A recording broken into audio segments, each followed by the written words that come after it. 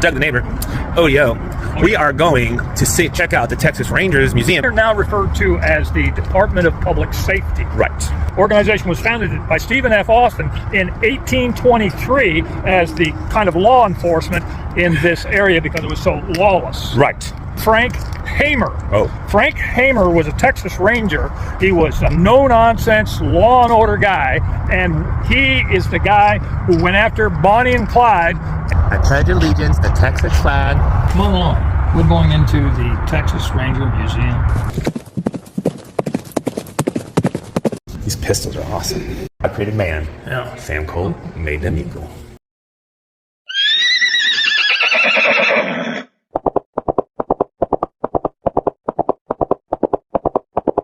Frank Hamer. Or all the Hamers. Frank Hamer Jr. down there. Okay. 2006, passed away in 06. This is the one you're probably talking about. Yeah. Frank Hamer Jr. Clinton Hamer. Yeah, Clinton Hamer. Oh. They're generational. Yeah, generational. Yeah. One's in the family. Women in the Rangers. Looking good in the uniform. Don't mess with them. No, would not ever.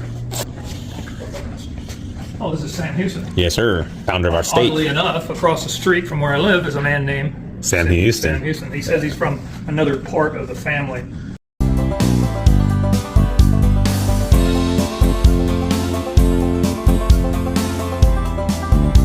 Battle of San Jacinto is what made our state.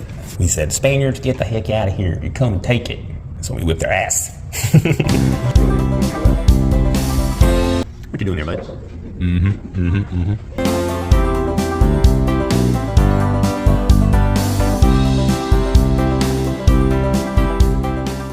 Is a picture of Frank Hamer. He is one of the legendary Texas Rangers in many incidences in Texas history, but the most famous one is the hunt for Bonnie and Clyde. Frank Hamer. He represents what it takes to be a Texas Ranger. Wild Bill Elliott in Waco. One Ranger was too many for the toughest five in Texas. Here at the Texas Ranger Hall of Fame Museum, they feature the Lone Ranger and Tonto. Makes sense. When I was growing up, it was a terrific TV show, and I belonged to the Lone Ranger Club. I sent in my name, and I got a silver bullet, and also got a ID card with a secret code from Ranger Club. You get a decoder ring. And Lone Ranger. Yes. Me and the Lone Ranger and my pal, Tonto. Who's weak, Wasabi? Don't say that. My pal, Billy Davidson, was in the club with me. Nice. My grandfather, I have a nice little gift from my grandfather. It's a book that he signed, and it's a Zane Grey book. Okay. But it's not the Lone Ranger one. 1954, my dad, my mother, my sister, and I, we went to the Canadian National Exhibition.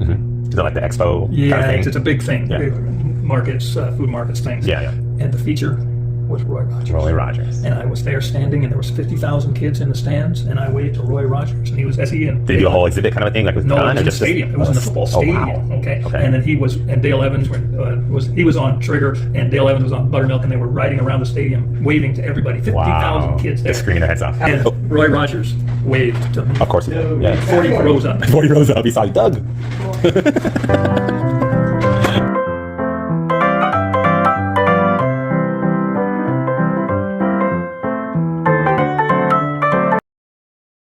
She was a governor. The Waco former Governor Jim Ferguson elected the first female governor of Texas in 25. The platform was condemning the KKK, proposing spending cuts, and opposing prohibition. Almost sounds like what we're running on now. Her campaign slogan, 2 for the price of 1, made it clear that her husband was part of the deal. With his wife in the governor's mansion, Jim Ferguson continued his yield his political influence. Yeah. Now, during her first term, the Senate cut the Ranger budget in half, reducing the force to 25 men. Her second term was even more disastrous for the Rangers. In 833, Ma fired all the Rangers and filled the ranks with her political supporters. Her policies also undermined the Rangers. She handed out special Ranger commissions as favor and signed almost 4,000 executive pardons. And this is when, I guess, he was impeached before that? Is that what happened? She went in 25, he was in 17. He was impeached and disqualified from ever holding public office. In an effort to circumvent being, Ferguson wrote out his letter of resignation the day before the proceedings and vowed he would run for another term. He would again enter the governor's mansion, but only as the first gentleman.